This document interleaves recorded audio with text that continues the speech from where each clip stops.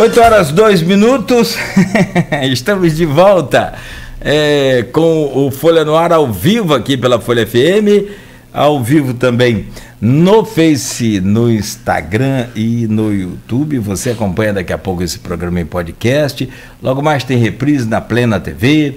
Pela Alexa, dê o comando Alexa ouvir Folha FM. Vem pra cá, vamos ouvir a nossa programação, tanto o Folha no Ar, claro, quanto as músicas e informações 24 horas com você. Pelo aplicativo também da Folha, você acompanha, você segue a gente lá, interage, tem promoção, tem sorteio sempre, então fique ligado. São 8h03 no oferecimento de Proteus, Unimed Campos, Laboratório Plínio Bacelar, Vacina Plínio Bacelar, Rede Mariana de Postos de Combustíveis e Radmed Diagnósticos por Imagem, sempre à frente. Hoje Campos está amanhecendo com um tempo bom, não tem previsão de chuva. Máxima para hoje de 27, mínima de 19, agora faz 23 graus. Programa de hoje, conversando com a Leila Azevedo, psicopedagoga do programa Fortalecer, e com a Valéria Peçanha, que é a coordenadora do programa Fortalecer. Estamos da Fundação Municipal da Infância e Juventude de Campos, estamos no mês de maio, mês laranja, mês de combate, mês de luta contra a violência e também abuso sexual das crianças e adolescentes. Todo o trabalho feito pelo programa Fortalecer, né? A gente falou aqui já no primeiro bloco sobre as ações que estão sendo feitas, falamos um pouco do acolhimento também, né? E nesse bloco a gente acho que entra numa das partes mais importantes desse assunto. Claro que nesse processo todo, tudo é muito importante, tudo é muito necessário, mas assim, sobre a questão do silêncio, que vejo como um dos principais impeditivos, um dos pontos negativos dessa situação, e que a gente sabe, ou pelo menos tenta entender, e ser um pouco empático, se colocar no lugar de cada um, né? Existe todo assim, uma arquitetura desse crime, não é uma coisa simples assim, que o agressor muitas das vezes vai à força e, nesse caso, é estupro, mas esses abusos, que a gente já falou que quase 90% dos casos o agressor está dentro de casa, ele começa com aquele olharzinho, e aí eu quero pegar essas informações de vocês, essas dicas de vocês, dicas para a gente poder também ser um soldado aí nesse exército, nessa luta contra essa violência. Assim, antes de entrar acho que já é parte do tema, vocês estão preparando, estão tentando lançar um livro sobre esses casos. Como é que é esse livro? Me conta aí, quem é que está encabeçando esse projeto? É o Fortalecer, né? São vocês, né? Uma equipe toda.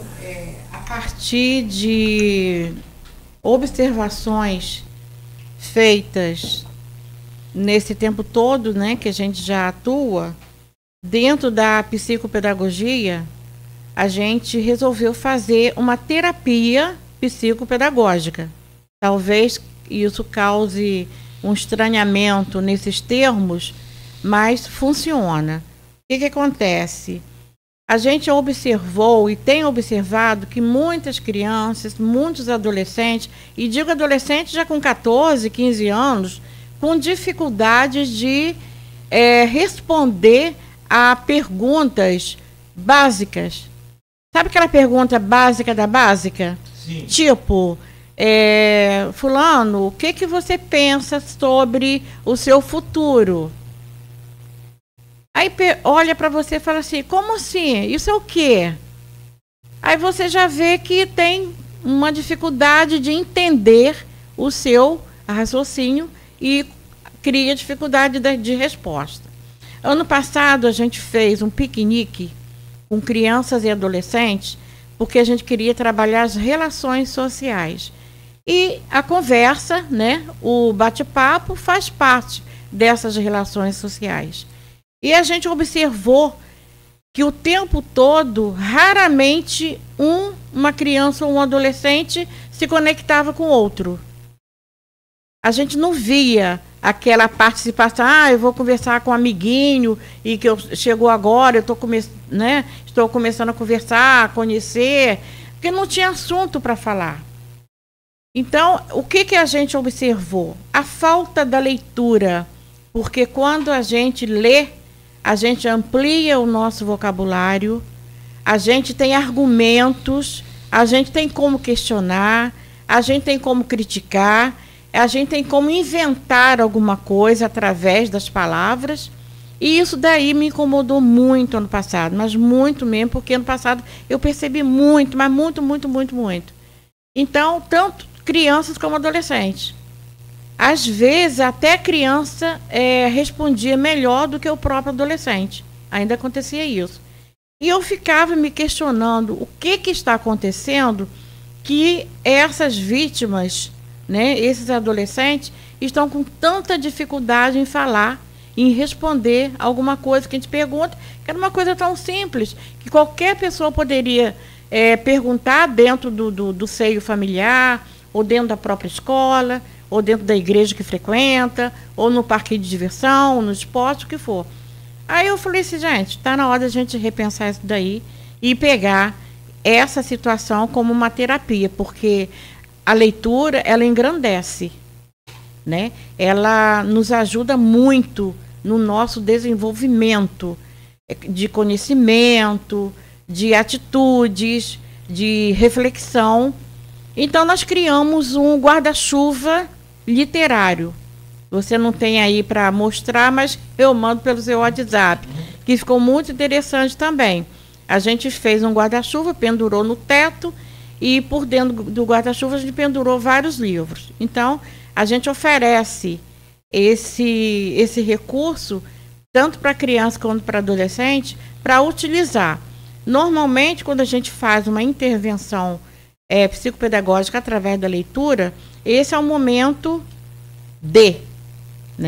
é o momento que a gente tem como estar avaliando a leitura de cada um. Então, a gente foi vendo mais dificuldades. Eu falei, então, a gente tem que avançar mais ainda nisso daí.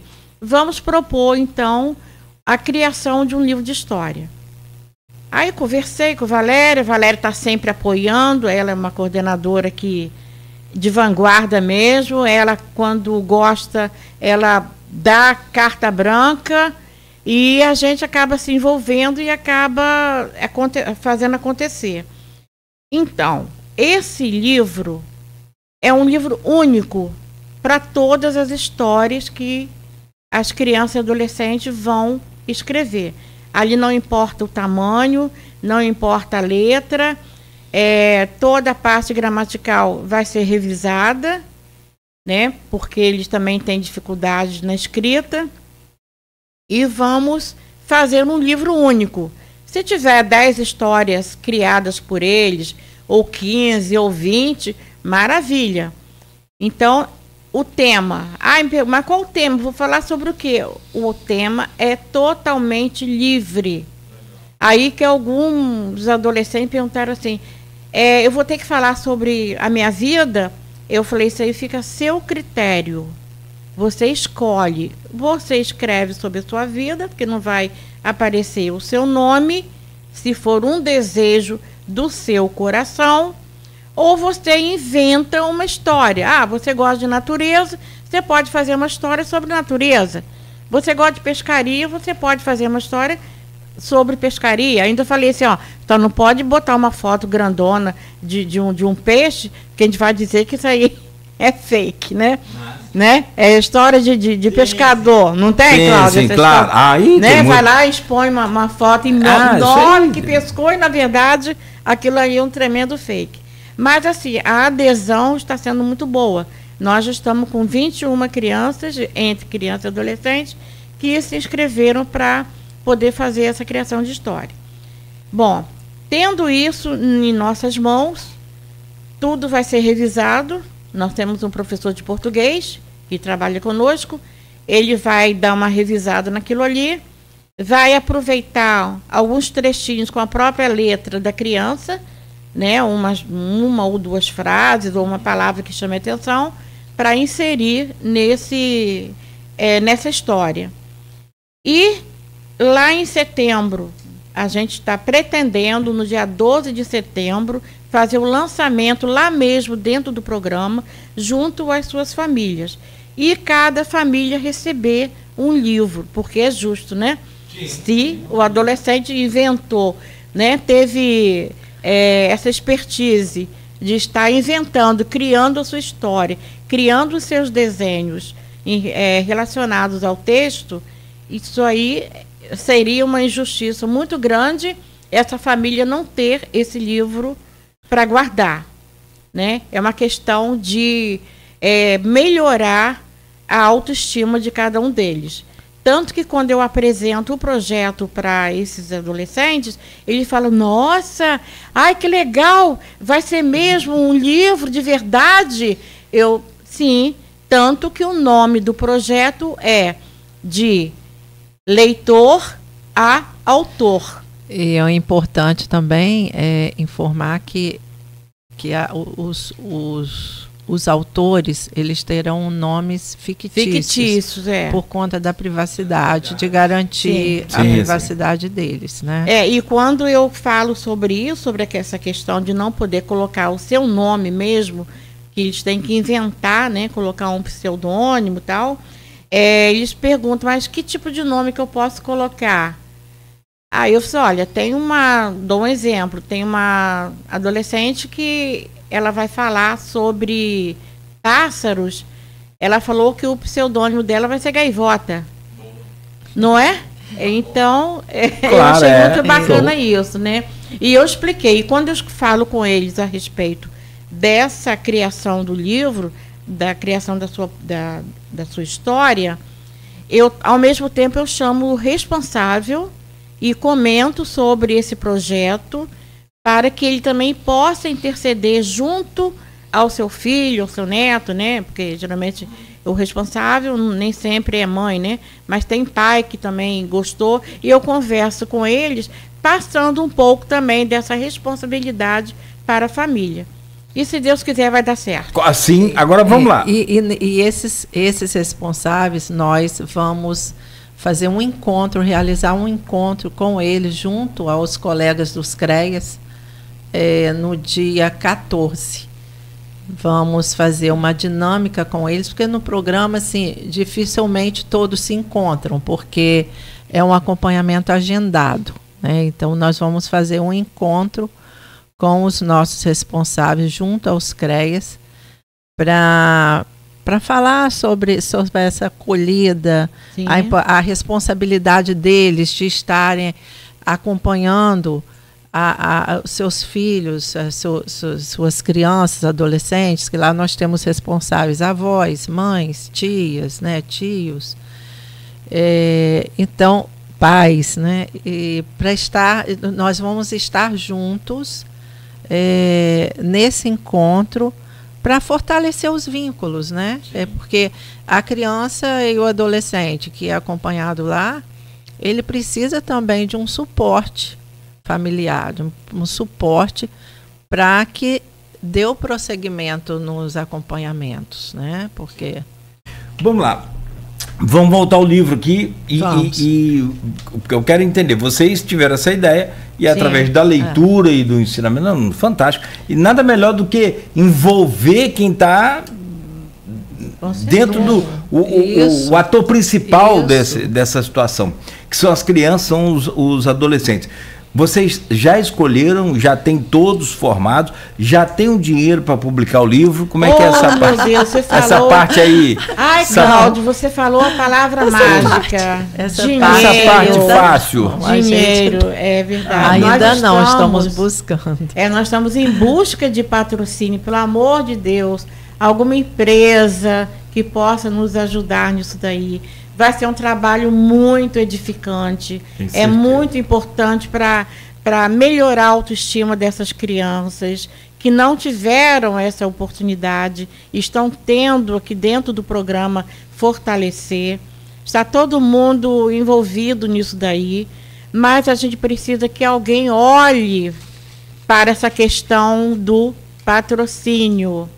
A gente já está conversando com o Cicobi e para ver essa possibilidade, só que o tempo urge, né?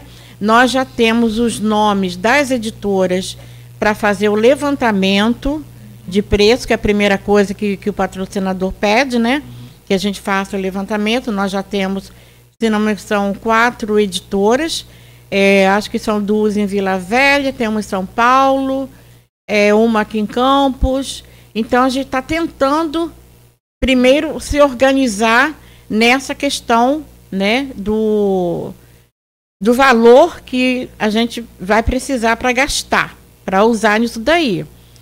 Mas, se tiver alguém que se interesse pelo trabalho, essa iniciativa é uma iniciativa do Programa Fortalecer, repetindo, para melhorar a autoestima dos nossos pequenos escritores.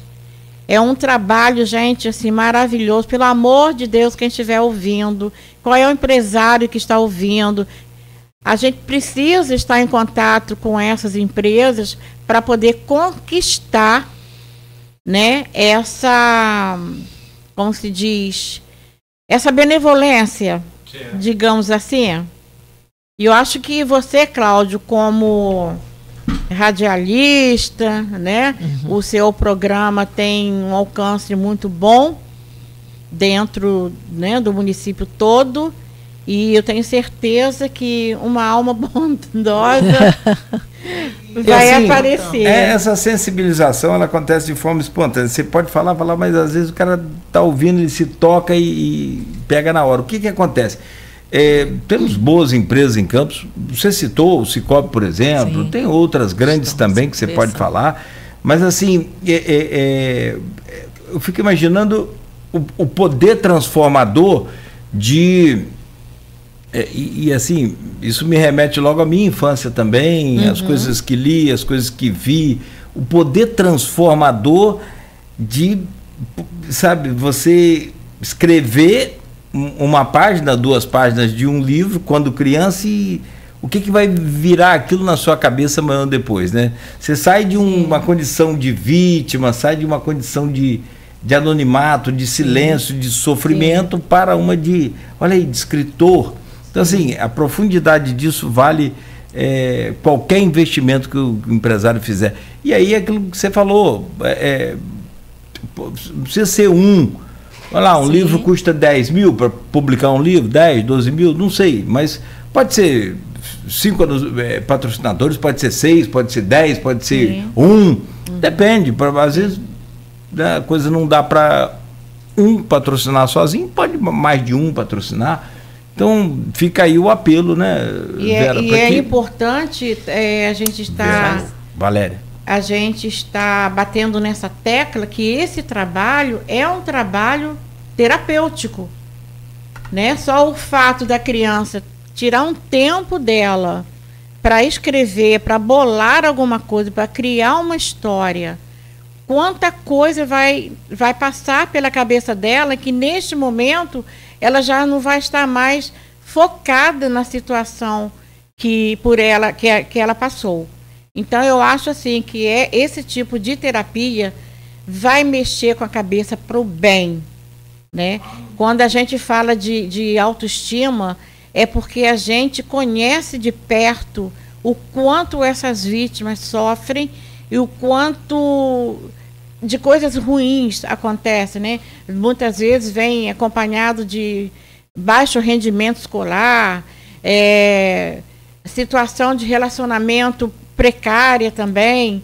Então, eu acho assim que esse tipo de terapia psicopedagógica é um movimento que a gente está criando e que a gente pode repetir no próximo ano, para poder a gente atingir mais um número de crianças e adolescentes com essas dificuldades e de autoestima baixa. Sim, e como que faz contato com vocês? Tem algum... O número do telefone do programa é 98... Fazer o livro? Para não é melhor dar o de contato, vocês? Não, pode dar, né? pode dar também. Pode ser Fiquem à do vontade. programa também. O nosso 98175 0720. 0720, é isso? Isso. 98175. Inclusive, também, se alguém tiver alguma dúvida para pedir orientação, né? Para a nossa equipe, de ligar, né? Nós temos hoje no município canais de denúncia, conselhos tutelares, delegacias especializadas, né? O Disque 100, que é de âmbito nacional, né? É importante dizer para todos os ouvintes que o Disque 100 garante a privacidade, né? A identidade não é divulgada, e basta a pessoa que vai ligar informar algumas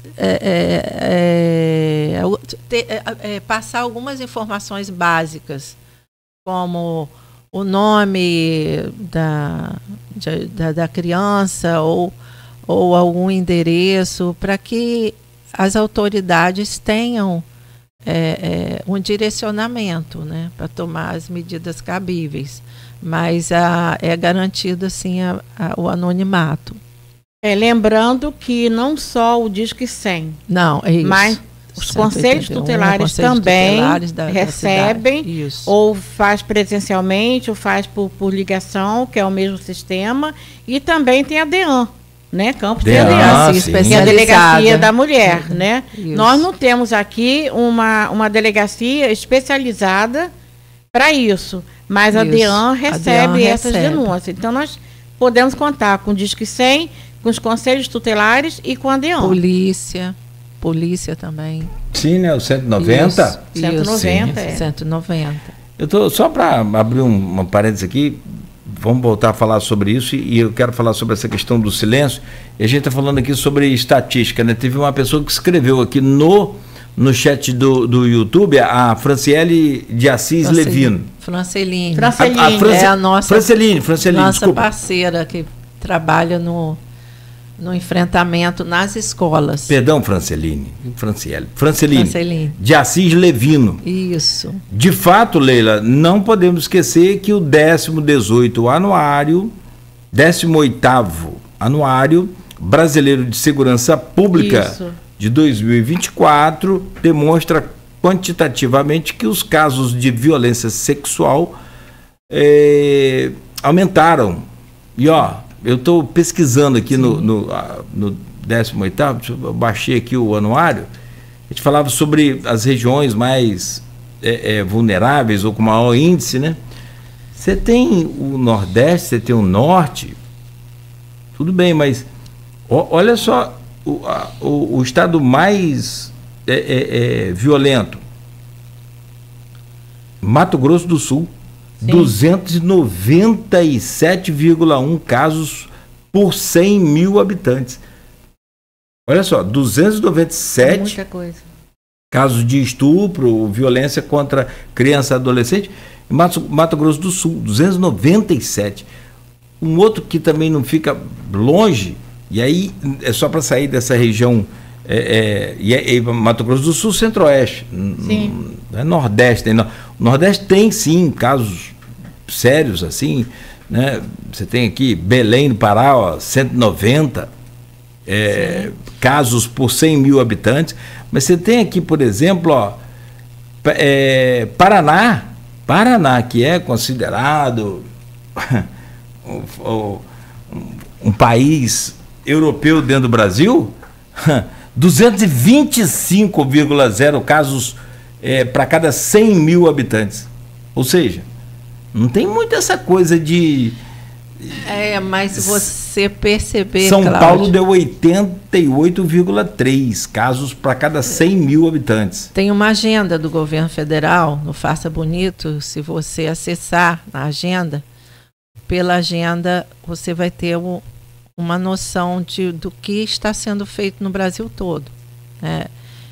E nós, ao longo desses anos, né, a gente atua de forma permanente, incisiva ali, né, no enfrentamento. E aí veio com a pandemia, eu queria lembrar isso, com a pandemia, nós tivemos poucas denúncias.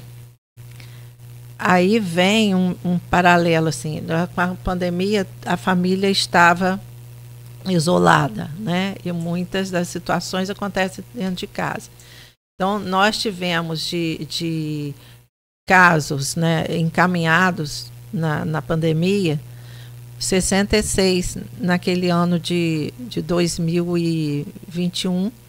E logo depois, quando melhorou, né, a situação da pandemia, nós fomos para 112. Tá? Então, assim, a omissão, né, também. A criança estava ali no seio familiar, né? E se estivesse acontecendo alguma coisa com relação à violência, algum tipo de violência, como que ela ia revelar? Uma criança ia pedir ajuda para alguém, se ela estava dentro de casa isolada, né? E aí vem a importância desse enfrentamento, da prevenção, que muita gente pergunta assim, mas está tendo muitos casos estão sendo divulgados. Mas aí a importância desse enfrentamento à violência sexual, da divulgação do Disque Denúncia, para que essa situação, que cesse a situação, né? Para a gente interromper o ciclo da violência no nosso país, né? É preciso que cada um de nós temos essa responsabilidade. Todos nós fazemos parte desse sistema de garantia de direitos da proteção da infância e da adolescência. Então, são esses laços que nós temos, que vamos construindo com o tempo. Esse trabalho de formiguinha, como você disse. Perfeito. Deixa eu fazer uma pergunta a vocês. Desistir. Aliás, esse caso também acontece muito comum, e eu acho até assim, chato, mas é necessário que se fale. O que acontece? Porque é muito comum também no caso de violência contra a mulher, né? Chega aí ao feminicídio e tudo. Na opinião de vocês, que estão lá dentro da situação, o que acontece hoje quando a gente detecta um aumento de denúncias desses casos? O aumento na prática do crime, ou é o aumento de conscientização, o aumento de conhecimento das pessoas envolvidas no processo, e aí por conta do trabalho de vocês? O que vocês acham, Valéria, por exemplo? Sobre o número, sobre o aumento, sobre esse aumento. Na prática nossa, eu atribuo a essas campanhas preventivas, né, que temos no município e no Brasil todo, né, que as pessoas vão perdendo esse medo, né, e entendem que o melhor a fazer para garantir à criança essa proteção é denunciar.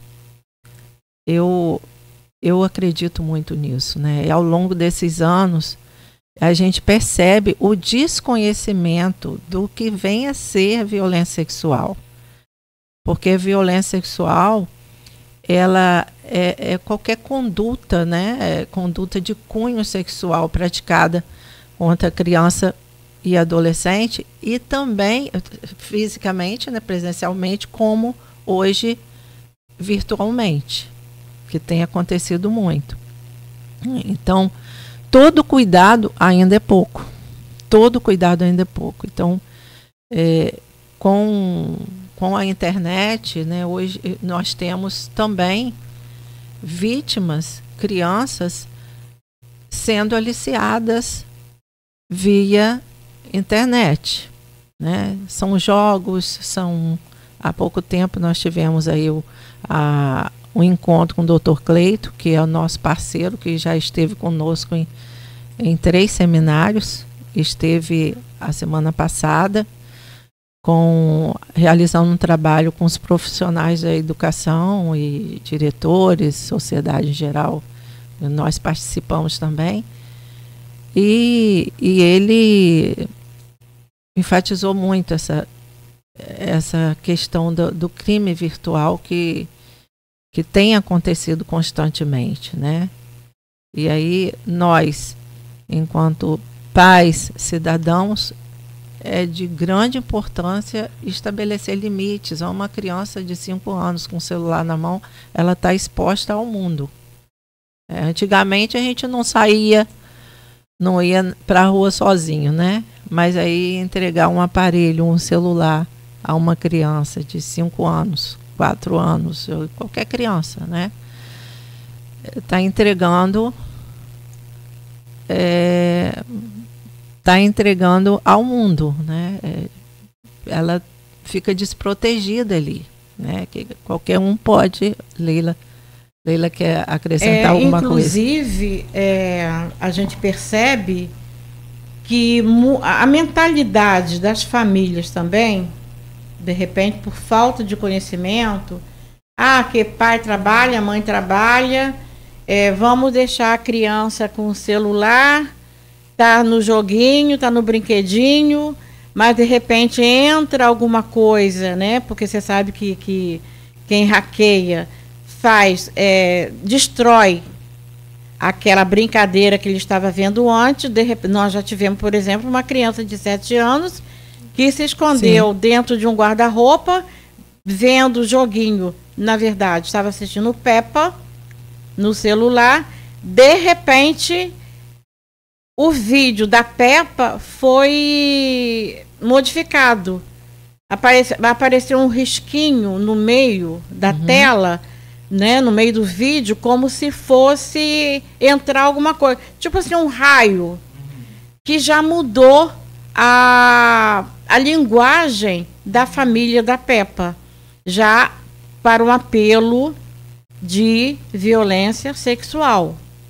Então a mãe pegou, inclusive nós tivemos acesso a este vídeo que ela enviou, inclusive eu peguei com ela e eu enviei para o Dr. Cleiton, porque o Dr. Cleiton, ele é delegado da Polícia Federal, especializado em crimes cibernéticos. A orientação que ele me deu foi o seguinte: tira do seu celular, quer dizer, do meu WhatsApp, mas ele fica armazenado no aparelho, não é isso? Então, mas ele falou para mim, não compartilhe, não propague, que nós vamos investigar, porque é tarefa deles, que não é um trabalho tão fácil, que não deve ser tão fácil, né? Na minha ignorância.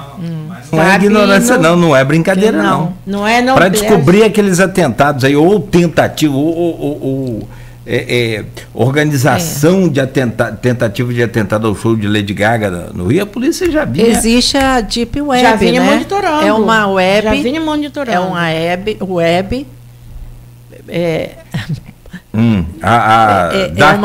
Dark Web é tensa. Deep Web também são criminosa. É uma web criminosa. E existe uma situação também, Cláudio, que às vezes as pessoas também não se atentam muito para isso.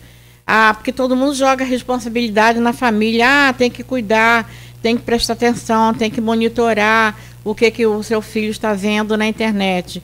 Só que existe um momento que isso foge desse monitoramento, porque essa criança ou esse adolescente tem contato com outras pessoas lá fora. Então, em casa, não mexeu, porque o papai e a mamãe estão monitorando. Mas vai para casa do vizinho, vai para casa de um primo, vai para casa de um colega de escola. Então, não é tão fácil também culpabilizar a família por conta disso. Lógico que ela tem que ser responsável, ela tem que acreditar que as coisas acontecem dentro dessa tela, que ninguém sabe quem é que está do outro lado, né? Os adultos se passando por crianças, ou por adolescentes, usando aquela mesma linguagem, que é a linguagem que a criança entende. Daqui um certo tempo, o que vai fazer? Já pegou, né, a intimidade, já conquistou a confiança dessa vítima, aí começa a pedir o quê? Manda uma foto sua, eu gostaria de saber como que é seu pijama, como que é sua camisola que você dorme. Manda para eu ver, que eu vou mandar uma também para a gente comparar, para ver qual é mais bonita. E envolve a criança naquilo ali. Daqui a pouco está chantageando e chega a ponto de falar mesmo, você caiu na minha lábia, nas minhas palavras, tudo que a gente conversou, você absorveu, então agora eu quero que você faça isso, isso e isso aqui diante da tela. Se você não fizer, eu já printei todas as suas fotos e vou espalhar pela internet, principalmente nos seus grupos de escola. Olha só, que loucura. Que loucura. Tem casos aí que eu conheço também, assim, nesse sentido. E a coisa é um negócio incontrolável. E eu fico pensando, a gente que é pai, né? O problema mais antigo era a televisão, né? O problema fácil de resolver. É verdade. Que era na sala, todo mundo passava junto. Agora, uma tela, e não só consequência de violência sexual, não. É de tudo que você possa imaginar. Sim, são os golpes. A Deep Web, como disse a Valéria, e a Dark Web, que são subconjuntos dessa internet, que tem um sistema de criptografia que não identifica as pessoas.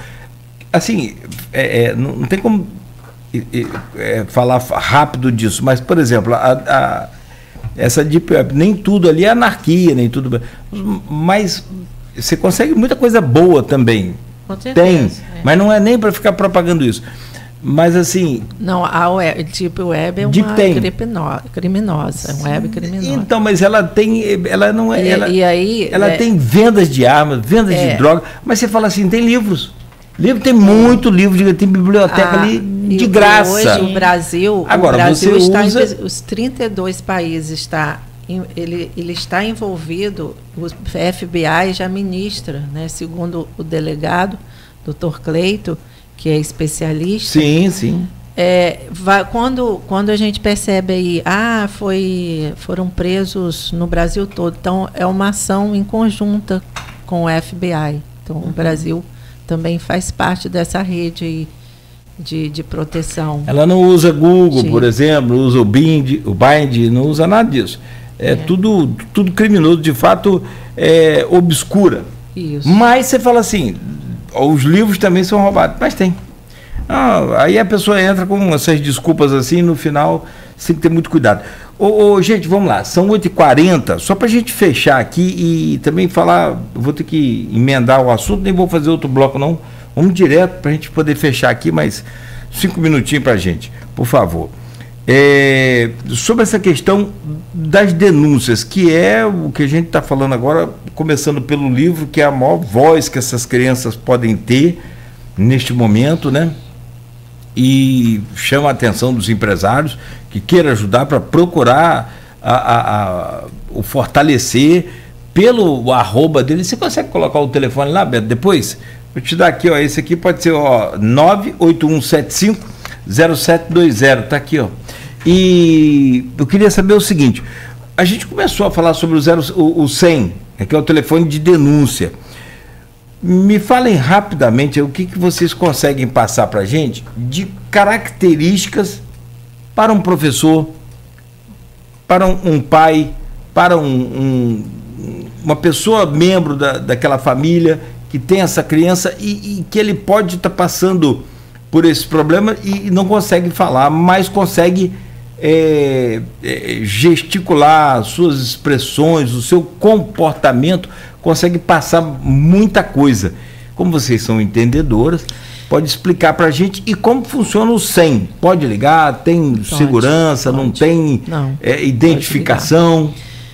Então, existem os sintomas, né, que o psicólogo que atua no programa pode falar com muita propriedade, mas nós, com a prática, a gente Leila também, que atende diretamente a criança e o adolescente, são sintomas, elas apresentam alguma mudança de comportamento, mas isso também não quer dizer que toda mudança de comportamento, alguma criança introspectiva, ou que tem choro constante, né, que pode ser indícios de suspeita de violência sexual. Pode ser também algum outro tipo de negligência. É importante também que, quando a gente passa, né, nessa campanha de sensibilização, que muitas vezes a criança está com uma atitude diferenciada, mas pode ser alguma situação que ela esteja passando dentro de casa também, ou negligência, ou briga dos responsáveis, dos pais. Então ela apresenta alguns sintomas, sim, mas é importante denunciar com segurança. É muito importante que denuncie, mas com segurança, qualquer suspeita de que ela esteja passando por algum tipo de sofrimento. Pode ser uma negligência, o que eu falei, mas ela apresenta algum sintoma, sim. Ela pode ter uma ansiedade constante, medo constante, muitas vezes medo de ir para casa, um choro quando sai da escola, tenho medo de ir para casa. Inclusive pode ter baixo rendimento escolar. Não significa isso, que toda situação de violência sexual leve a criança a ter baixo rendimento escolar. Não, nem todos os casos acontecem dessa forma. Mas a gente tem que estar atento a mudança de comportamento. Às vezes, uma criança que foi violentada, ela se retrai, ela perde o interesse até de sair de casa, ela prefere ficar dentro de casa, ou então fica mais agressiva na escola. Então, essas mudanças de comportamento, elas têm que ser observadas dentro da escola também. Então, para isso, exige o quê? Que toda a população profissional de cada escola seja capacitada para ter condições de identificar essas mudanças de comportamento. Aí é um problema? É um problema sério. Aí é um problema porque os profissionais estão capacitados? Então, é isso daí para isso existe. Às vezes não é só osmose, não é só instinto do ser humano, às vezes precisa de buscar conhecimento. Mas é isso que a gente falou desde o início, que é um trabalho de formiguinha. Então, por exemplo, o PSE está atuando nessa área da educação para estar ministrando palestras e minicursos para tentar capacitar professores e funcionários da escola. Porque muitas vezes a criança faz uma revelação para uma professora, ou às vezes até para o porteiro da escola, como já aconteceu. Sim. Porque é uma pessoa que ela adquiriu confiança. Às vezes não quer contar em casa, por quê? Aí vem a questão do silêncio. Ela tem medo do descrédito. Muitas vezes ela vai se abrir com a mãe para contar e a mãe fala assim, não acredito nisso não, você está inventando e não sei o quê. Tem isso. Entendeu? Tem isso. Eu estou me lembrando de casos aqui assim, que eu soube, e assim, que foi compartilhado comigo de profissional, professor profissional, que sabe o que está acontecendo, e era mentira da criança. De fato foi apurado, mas assim, eu fiquei meio que na dúvida. Tenho minhas dúvidas. Como é que uma criança vai criar um... mas eu tenho uma estatística aqui, que eu estava pesquisando ontem, que apenas 6% de crianças que inventam... Sabe por quê? Porque tinha ciúme da mãe com outra pessoa que não o pai. Aí criou isso para, sabe... separar os dois e tal, mas foi apurado e tal, mas assim, é o que você falou, 6%, né? Em 100%. Exatamente. Então é pequena a quantidade, né, de crianças que inventam. Então o que a gente observa é o seguinte, que quando há essa ocorrência da mãe não acreditar, da família não acreditar, achar que é mentira, que é invenção, ou uma outra situação qualquer, isso só vai levar a ela ficar mais vulnerável ainda. Porque a partir do momento que você não acredita, mesmo que seja verdade que ela inventou, vamos supor, mas se você deixa isso, você mantém esse pensamento de que ela mentiu, de que ela inventou, ela vai ficar mais suscetível ainda, o sofrimento vai vir realmente, né? Tem que ouvir. Tem que ouvir, tem que ouvir, sabe? Né? E revitimiza, sofre duplamente. Exatamente. Agora, eu tenho uma... assim, acolhê-la, não censurando, passar para ela essa segurança, que essa dor vai terminar, de você tomar uma atitude, né? De tomar as providências cabíveis.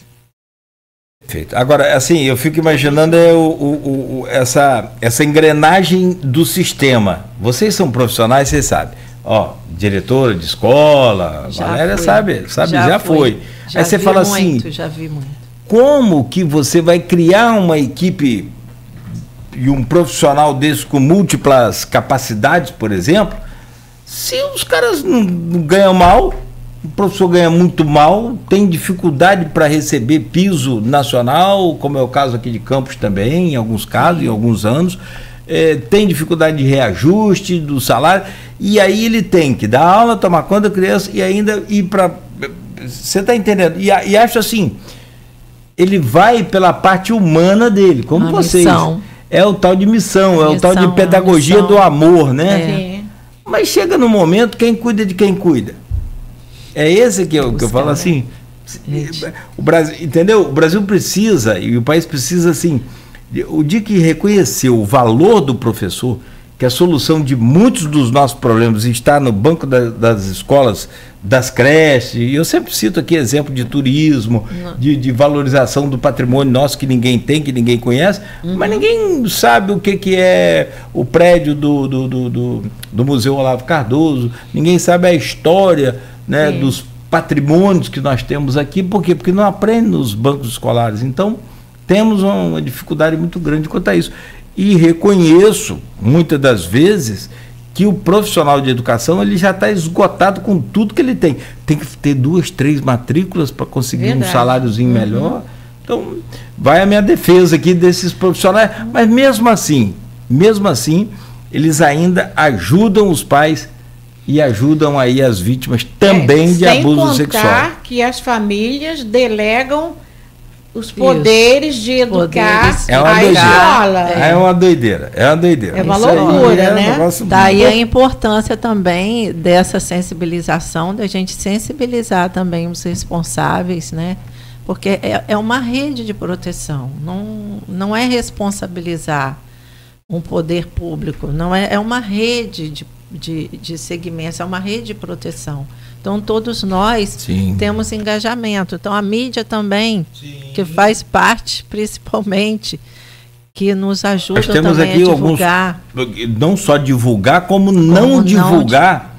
É também uma forma de tentar combater alguns tipos de situação. Quer dizer, às vezes as pessoas me cobram, Cláudio, você não falou nada sobre o suicídio de fulano, ninguém... Falei, cara, há muitos anos já é um código de conduta entre nós, profissionais da comunicação, de não divulgar, porque você acaba, de um jeito ou de outro, incentivando outras pessoas a cometerem o mesmo ato. Você quer ver?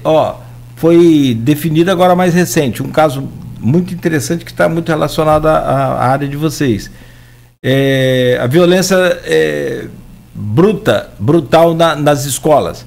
Aquelas invasões com tiros e com facadas na escola. A gente não divulga mais nome, a televisão não divulga mais imagem, os jornais não publicam mais imagens do autor, porque eles criam uma espécie de de um ato heróico entre eles que estão nessa maluquice da vida aí. Então, não divulga mais nome nem imagem, é só inicial. Mas não é para proteger o cara, é para não incentivar novos a fazer a mesma coisa. Exatamente. E é tão bom divulgar essas ações de. E já no caso bem, aqui, né, tem que divulgar isso aí. Bem, bom, só para a gente fechar, mais uma pergunta para as senhoras. A Valéria Peçanha, que é a coordenadora do projeto Fortalecer, né, de todo esse acolhimento que é feito também com essas vítimas, como você falou, são 120 crianças hoje 20. Vítimas. Dentre dessas 120, nós temos em torno de 25 acolhidas. Acolhidas em abrigos por conta da... Isso, para proteção mesmo. E a nossa convidada também é a Leila Azevedo, que é psicopedagoga do Projeto Fortalecer. Para a gente fechar, uma pergunta para as duas, e que aí tem, assim, tem que ter muito cuidado, porque às vezes a gente fala aí naquele impulso, a gente fala mesmo, a polícia prende, a justiça solta. Todo dia eu estava ouvindo um ministro falar, gente, a justiça não solta, a justiça cumpre a lei. Quem tem que mudar a lei são os deputados. É meio que um jogo de empurra. Tudo bem, mas assim, tem casos que a gente precisa entender esse processo judicial melhor. Mas tem outros que a gente já entende rapidamente. Há uma lentidão muito grande. Essa justiça tardia para os agressores de crianças e adolescentes, ela atrapalha muito o sistema de vocês? Bem, aí com propriedade para falar seria, né, alguém da justiça, mas assim, com relação ao nosso trabalho,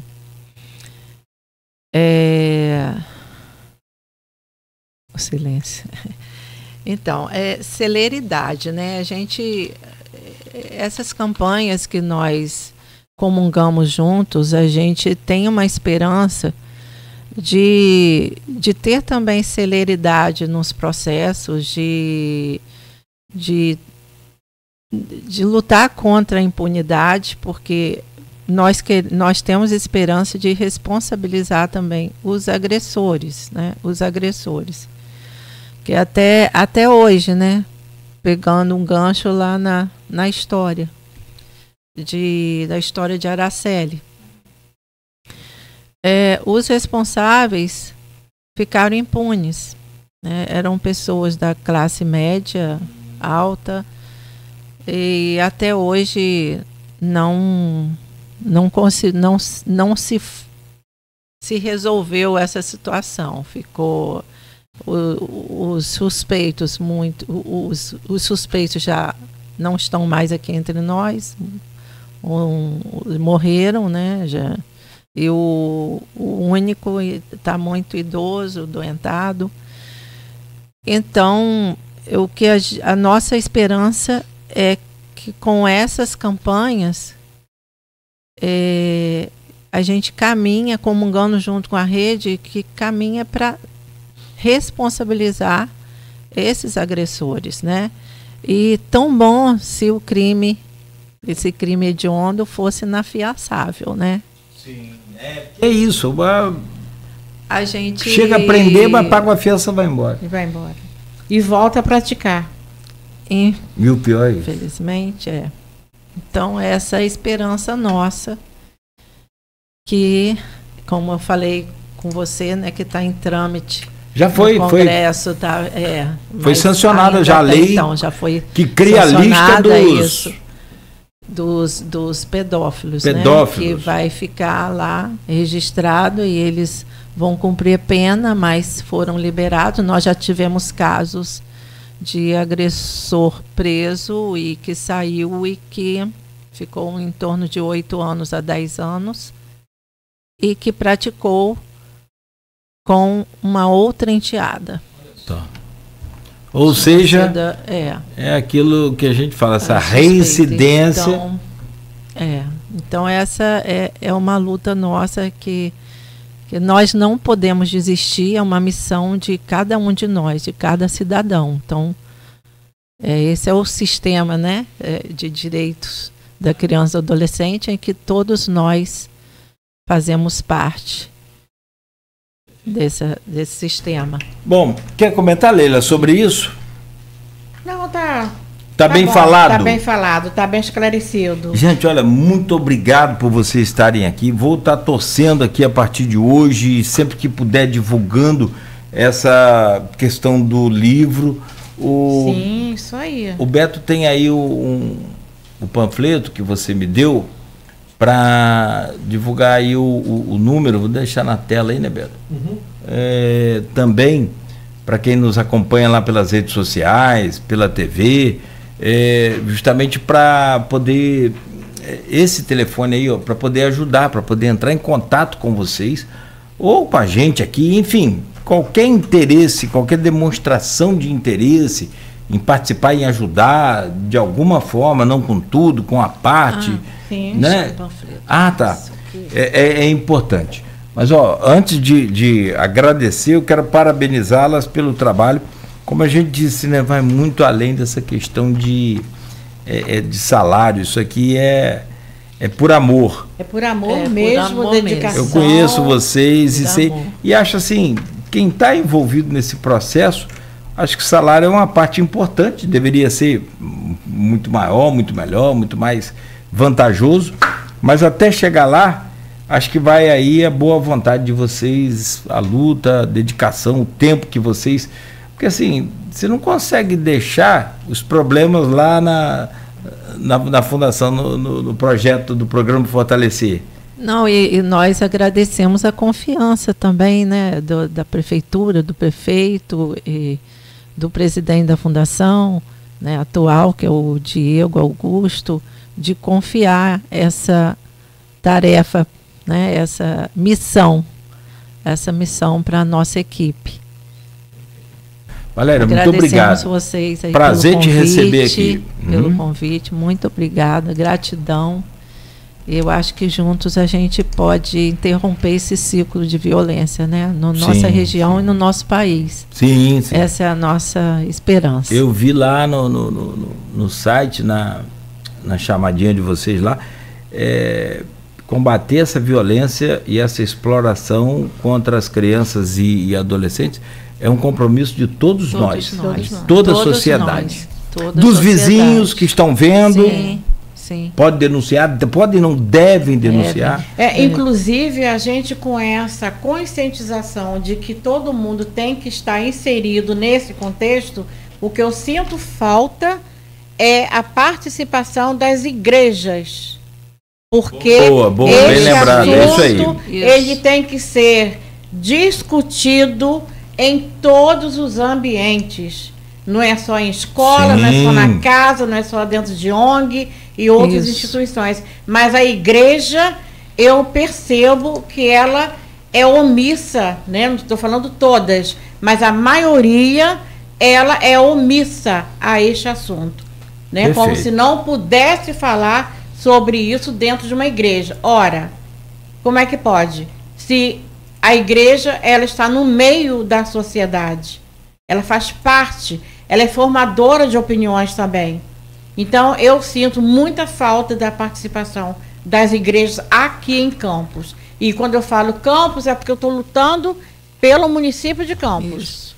Sabemos que há outros estados, né, outras esferas, mas eu ainda bato na tecla do município de Campos. O que você está fazendo pelo seu município? Boa. Instituições privadas também, instituições escolares privadas também. Só encolar um adesivo, um cartaz, uma coisa já assim. Já ajuda muito. Muito Muito porque bom. A gente busca multiplicadores, né? Sim. Se tiver um adesivo, quantas pessoas ela vai atingir?